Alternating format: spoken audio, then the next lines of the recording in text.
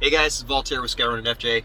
A shout out to my buddy Josh Ficara on Instagram for doing his button setup pretty much the exact time I was. He got his working, mine were bugged out. So let me tell you what happened. So the first thing is you don't want to go ahead and just install the buttons. Don't put the buttons in. You need to make sure that you are on the right version of your dash. So you want to go to the Mcu Update Screen, which they did refer to as the unit screen. So now on the new button system, you're able to just cycle through like this without double tapping anything. It's pretty responsive. When you get to the last screen, you then have to go down and it starts moving you through these screens. So this is the Mcu Update Screen, and notice that I am running version 1.110. All right. Make sure that that's what you're running. If you're not, you need to ask them for an update file using your old buttons and then go ahead and run an update. So to run an update, make sure you have your USB. They're going to give you a file. You download the file to a USB stick. You just plug that in, turn on your dash, navigate by double tapping your mode button, navigate to this screen, and when you're on here, just hold the mode button down. It will do an update. It literally took like 4 seconds. Once that's done, you can go ahead and shut everything down and run through the rest of my video on the install. So let's go through a few things. Hey guys, this is Voltaire with SkyroninFJ. We're going to go ahead and install the Carobotor FJ buttons to run with the digital dash, LC digital dash. All right, so the first step is we're going to remove this panel here. These buttons only work if you actually have the airbag with the buttons steering wheel already.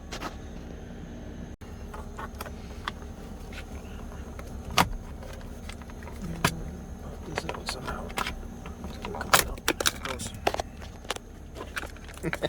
I'm sure they could have been done smoother, but there you go, that piece comes out.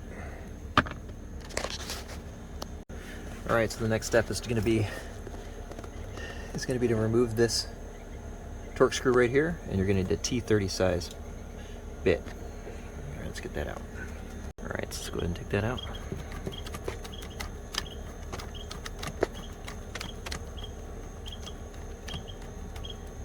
All right, and that should just stay there. This is designed to actually hold it in there, and now we move to the other side. All right, so the next thing we're going to do is we're going to move this cover on this side.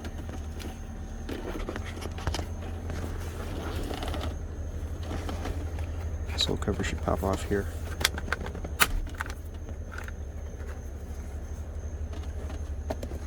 And then we need to remove, again, this screw. There's a torque screw right here.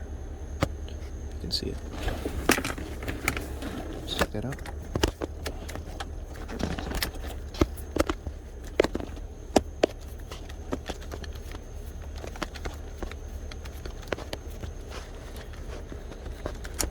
Now again, they're going to have you, in their instructions, disconnect the airbags. I have a battery kill switch, so my battery's always off when I'm not driving the truck. Alright, let's move to the next step. Alright, with those two screws out, this should come off. This piece just slips right off. We're going to look in here and we're going to see the connectors here on the back of the piece. So we're going to take those out here in a minute. Alright, so the next part is to take off the wires for the airbag. So you're going to get a tool. I'm going to try to do this with one hand. You're going to just put them behind here and just push, and they should pop up. And pop up. Once that's done, and these are up, these will pop straight off, like that. Okay, there you go. Ground's easy. You just pull it straight off. Alright, so we're going to go ahead and pull the buttons out. They also connect here. So we have to pull this clip out here. And we need to pull this clip out here. Okay? So let's depress that. So depress it on the top, slides out just like that. This one here, I don't think I can see the presses on the bottom. So it's got a button on the bottom that goes up, and then that pulls out. Go. Just gonna leave this here. Nope, looks like we do have to pop off the ground. So I'm gonna do that next. And then we're gonna unscrew these two screws and pull these out. All right, so I'm gonna just pull off. All right, there we go. There.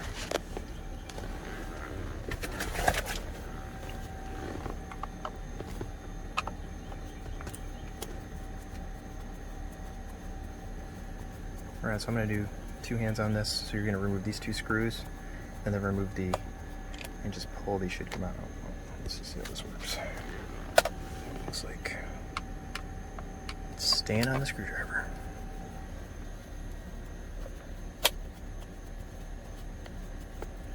I've done this all before because I've already painted these pieces. But hopefully these FJ buttons work out pretty good.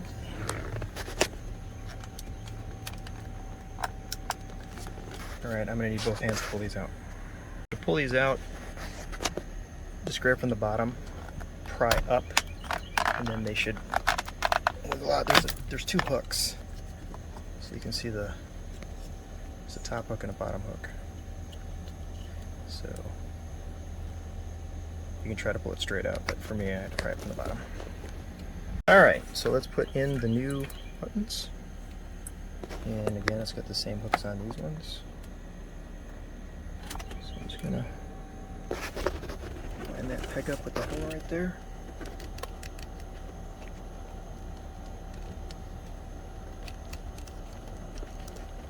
And push them on. There you go.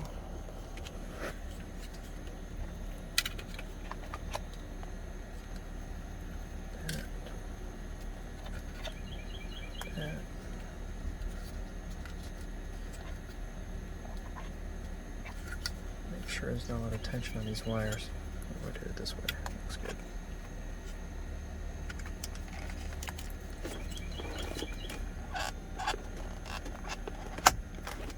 Snaps into place. The buttons are there. Alright, so this piece is going to plug right up in here.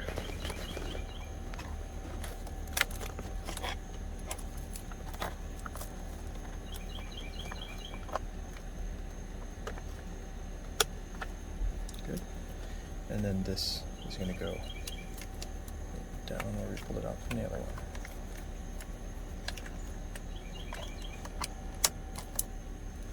Go. Alright, moving on. Alright, so the next part of the setup looks like we need to take this off and again reach the area where we put the bypass cable on when we put the dash in. So we're going to go ahead and put the ground back on, put the airbag connectors back on, make sure this is nice and tucked in here. Try to remember the wire pathing that was in here before, like this wire was inside this clip, and so forth. And then we're going to put the whole horn assembly back on there.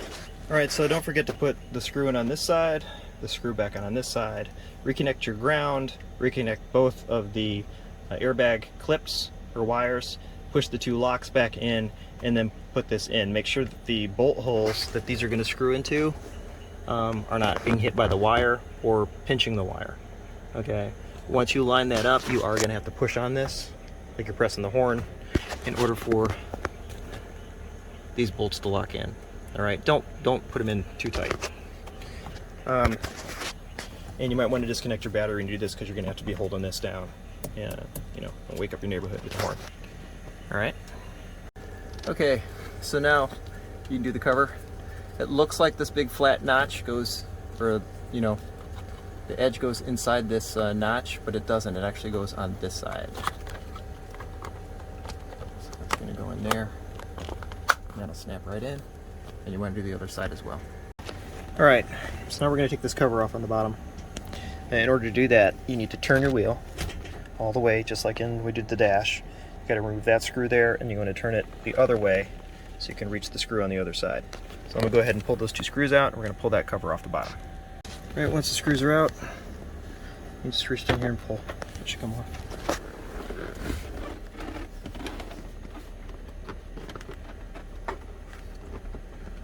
I'm trying not to kill my paint here.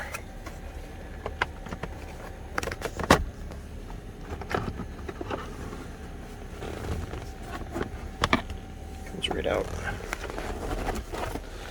Alright, so now we can get down to the wires that they want us to get to. Alright, so the cable that we're supposed to put in here is, again, another pass-through cable. Alright, so when I'm looking at the instructions, I don't see anything about the dash being there. And I know we need to access a port on the back of the dash. So what I'm going to do is I'm going to go ahead and pop this off here.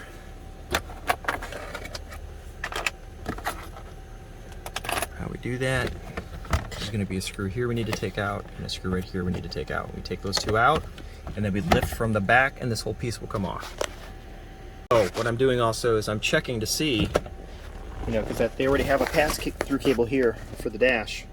It goes right to the port where we want. And according to the instructions, I'm going to be plugging a cable in here. I'm wondering if I'm piggybacking with these, or if this is just going away and it gets replaced with the new cable. So I'm going to go check that out. Alright, so the two screws I just took out, and just pull from the back, and the one should pop up. And you can just lift the whole thing right out. Alright, so let's put this back here. Alright, so here we are. So I'm going to go ahead and trace that wire and find out where that existing pass-through cable goes. Alright, according to their instructions, we were going to take this piece right here, and in their instructions, we're going to take these three wires here, which are not supposed to have a clip on it. They're just bare wires with pins, and we were supposed to merge it with the far driver side plug. Okay, so the far left driver side plug. They were going to be placed inside this. So what they did to save us some work is this wire is no longer going to be here, which is kind of going to be a pain to route that, but let's see how we do that. So now instead, what they did is they gave us this one, which is now going to replace the pass-through. This now goes up through the dash, comes out through here, plugs in. These two plug together. These two clips go together, okay? And then that becomes the end that we have already, but they've already wired the pins in for us. So now you can see it has the 6 wires. That will go in, and then this wire here will go somewhere, I believe, on the back of the dash, but I'll look this part up next. Alright, so nope, this part leads to the TPMS sensor. Alright, which I have stuck right there, so I just got to find the end for that and plug it in, which you can see, actually see it right there. It's floating right there. So this whole pass-through cable's going bye-bye. Alright, let's get it done.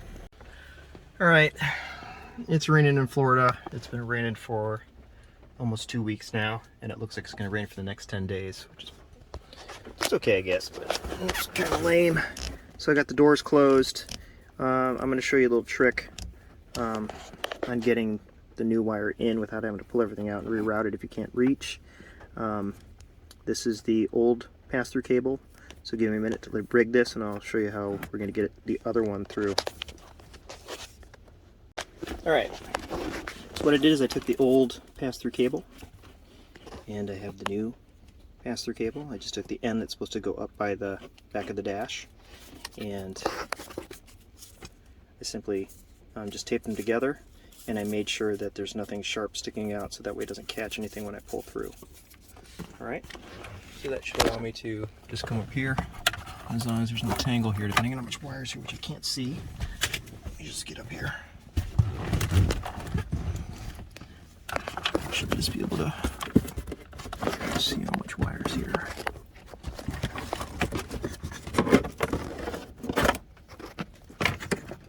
That one goes to TPMS.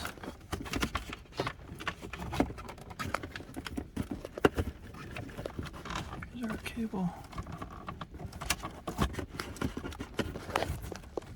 All right, so a little wiggling, and it looks like the path was farther to this side, was a more clear path.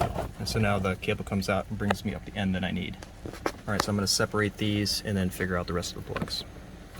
All right, now that that cable is passed through, I'm gonna go ahead and plug in the pass-through cable.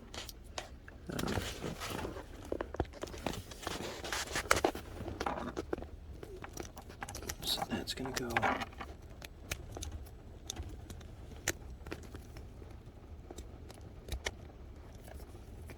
Oops. Alright, so this end goes on this side. And this one, plug into the area that we just pulled.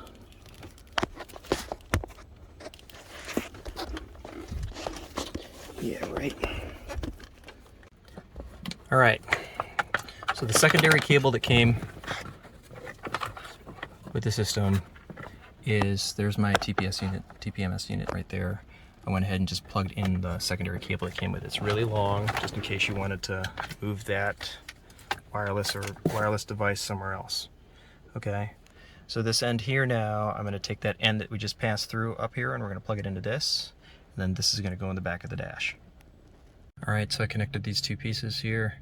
Now this is going to go right in the back of the far left. I'm sorry, not the far left, it's the second to the left port. Alright, I'm gonna need some hands here. 1, you are going to leave your dash button or your USB cable connected. There's no reason to disconnect it. Some of the instructions through WhatsApp told me to remove the USB cable. You don't need to do it. You can even leave your ground there. What you are going to be removing is this box. You no longer need it.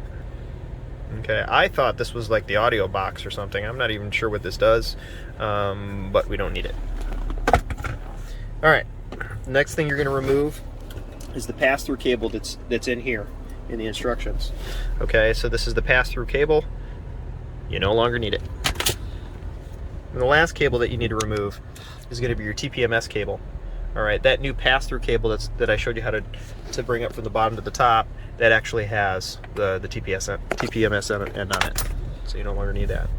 So this thing is nice now, because now I don't, with this Clyde 12.8, I had some issues getting some of these buttons to work. I could get the volume up and down working, I could get the skip song working, but I couldn't get on the old buttons, which are right here,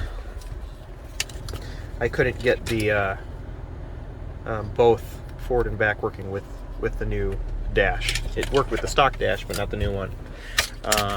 And in some of these units, you have to go to your settings, okay, and find your steering wheel settings, and this will allow you to program most of your buttons. But for right now, I didn't have to do anything. These just started working. Okay, so let me get out of these setting screens.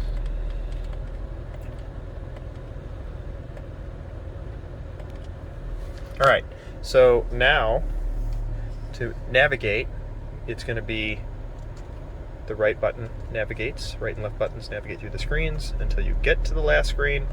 Now you have to go down in order to go to your other screens and your update screens.